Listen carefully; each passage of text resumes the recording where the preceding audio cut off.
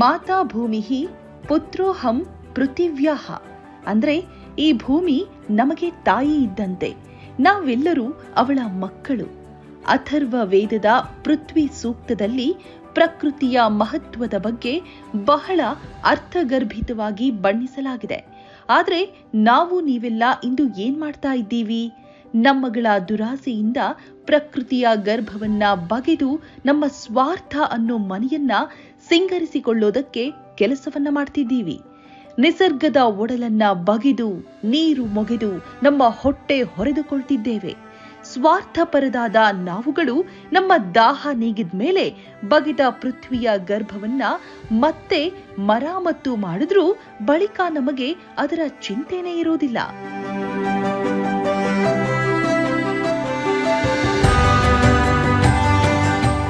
ಮಾನವ ಸೇರಿದಂತೆ ಇತರೆ ಪ್ರಾಣಿ ಪಕ್ಷಿಗಳು ಸೇರಿದಂತೆ ಭೂಮಿ ಮೇಲಿರುವ ಸಕಲ ಜೀವ ಜಂತುಗಳು ಪರಿಸರವನ್ನೇ ಅವಲಂಬಿಸಿದ್ದೇವೆ ಅಂದ್ರೆ ತಪ್ಪಾಗ್ಲಾರದು.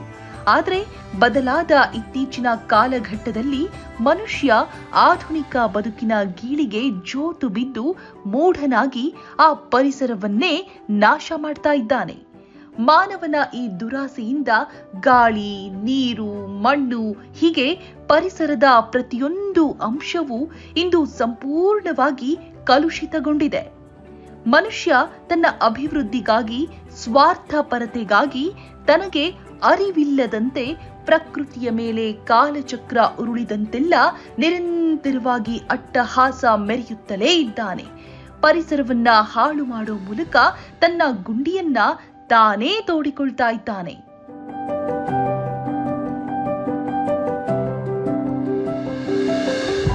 ಪರಿಸರದ ವಿಷಯದಲ್ಲಿ ನಾವು ಹಿಂದೆಂದಿಗಿಂತಲೂ ಹೆಚ್ಚು ಧರ್ಮಭೀರುಗಳಾಗೋ ಅಗತ್ಯ ಹೆಚ್ಚಿದೆ. ಪ್ರಕೃತಿಯ ಮೇಲಿನ ನಮ್ಮ ಧಾರ್ಮಿಕತೆಯನ್ನ ಬಹಿರಂಗವಾಗಿ ಸಾಬೀತುಪಡಿಸೋ ತುರ್ತು ಸನ್ನಿವೇಶ ಸದ್ಯ ಮಾನವ ಕುಲಕ್ಕೆ ಎದುರಾಗಿದೆ.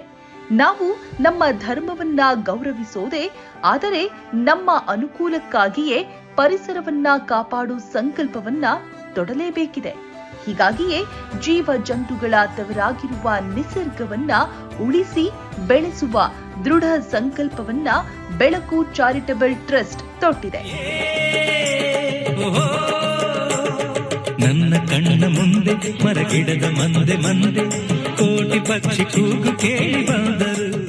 ಸಂವರ್ಧನಾ ಮದರ್ಸನ್ ಇಂಟರ್ನ್ಯಾಷನಲ್ ಲಿಮಿಟೆಡ್ ಹಾಗೂ ಮಾಚೋಹಳ್ಳಿ ಕಾಯ್ದಿಟ್ಟ ಅರಣ್ಯ ಪ್ರದೇಶ ಇಲಾಖೆಯ ಸಹಯೋಗದಲ್ಲಿ ಬೆಳಕು ಚಾರಿಟಬಲ್ ಟ್ರಸ್ಟ್ ಭೂಮಿಯೊಂದಿಗೆ ಬದುಕೋಣ, ಹಸಿರು ಹೊದಿಕೆ ಉಳಿಸೋಣ ಅನ್ನೋ ಅಭಿಯಾನವನ್ನ ಆರಂಭಿಸಿದೆ.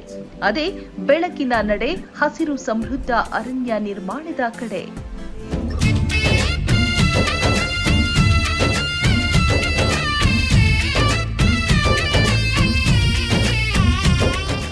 ಮರಗಳನ್ನ ಬೆಳೆಸೋಣ, ಪರಿಸರವನ್ನ ಉಳಿಸೋಣ ಅನ್ನೋ ಘೋಷ ಕೇವಲ ಒಂದು ದಿನಕ್ಕೆ ಮಾತ್ರ ಸೀಮಿತವಾಗಬಾರದು, ಮೆಚ್ಚುಗೆಯ ಸರಕು ಕೂಡ ಆಗಬಾರದು. ಇದು ನಮ್ಮ ದಿನನಿತ್ಯದ ಜೀವನದ ಒಂದು ಭಾಗವಾಗಿ ಕಾರ್ಯರೂಪಕ್ಕೆ ಬಂದಾಗಲೇ ಒಂದು ನಿಜವಾದ ಅರ್ಥ ಸಿಗಲು ಸಾಧ್ಯ.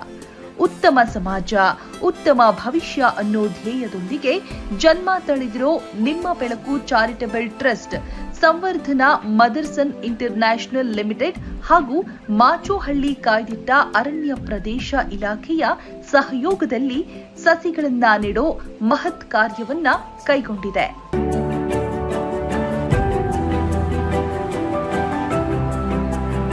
ತಮ್ಮಡಿಹಳ್ಳಿ ಹಾಗೂ ಮಾಚೋಹಳ್ಳಿ ಮೀಸಲು ಅರಣ್ಯ ಪ್ರದೇಶದಲ್ಲಿ 1,500ಕ್ಕೂ ಹೆಚ್ಚು ಸಸಿಗಳನ್ನ ನೆಟ್ಟಿರುವ ಬೆಳಕು ತಂಡ 2,000ಕ್ಕೂ ಹೆಚ್ಚು ಸೀಡ್ ಬಾಲ್ಗಳನ್ನ ಅಂದ್ರೆ ಮಣ್ಣಿನ ಬೀಜದ ಉಂಡೆಗಳನ್ನ ಪ್ರಕೃತಿಯ ಮಡಿಲಿಗೆ ಅರ್ಪಿಸುವ ಕೆಲಸವನ್ನ ಮಾಡಿದೆ.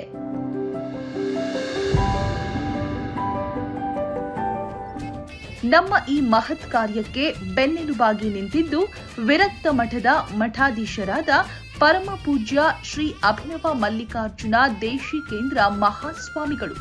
ಭೂಮಿಯೊಂದಿಗೆ ಬದುಕೋಣ, ಹಸಿರು ಹೊದಿಕೆ ಉಳಿಸೋಣ ಕಾರ್ಯಕ್ರಮಕ್ಕೆ ಶ್ರೀ ಅಭಿನವ ಮಲ್ಲಿಕಾರ್ಜುನ ಶ್ರೀಗಳು ವಿದ್ಯುಕ್ತ ಚಾಲನೆಯನ್ನ ನೀಡಿದರು.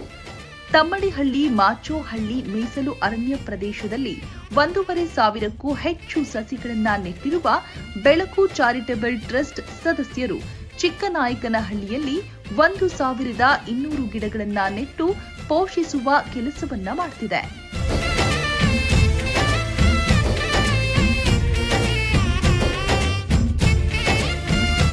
ನಮ್ಮ ಮುಂದಿನ ಪೀಳಿಗೆಗಾಗಿ ಪರಿಸರವನ್ನ ಉಳಿಸಿ ಬೆಳೆಸುವ ನಮ್ಮ ಈ ಮಹಾಯಾಗ ಪೂರ್ಣಗೊಳ್ಳಬೇಕು ಅಂದ್ರೆ ಅದಕ್ಕೆ ಜನರು ಹಾಗೂ ಪರಿಸರ ಪ್ರೇಮಿಗಳ ಸಹಕಾರ ಅತ್ಯಗತ್ಯ. ತಲೆಮಾರುಗಳಿಂದ ಪ್ರಕೃತಿ ಮಾತೆಯ ಮೇಲಿನ ದೌರ್ಜನ್ಯ ನಿರಂತರವಾಗಿ ನಡೆಯುತ್ತಲೇ ಬಂದಿದೆ. ಇನ್ನಾದ್ರೂ ನೀವುಗಳು ಎಚ್ಚೆತ್ತುಕೊಂಡು ಪರಿಸರ ರಕ್ಷಣೆ ಮಾಡದೆ ಹೋದ್ರೆ ನಮ್ಮ ಮುಂದಿನ ತಲೆಮಾರುಗಳು ದಾರುಣ ಅಂತ್ಯ ಕಾಣೋದು ನಿಶ್ಚಿತ. ಇಂತಹ ಸಂದರ್ಭದಲ್ಲಿ ನಮ್ಮ ಭವಿಷ್ಯದ ನಡೆ ಹೇಗಿರಬೇಕು ಅನ್ನೋದು ನಿಮ್ಮ ಕೈಯಲ್ಲೇ ಇದೆ. ಜೈ ಹಿಂದ್, ಜೈ ಕರ್ನಾಟಕ ಮಾತೆ.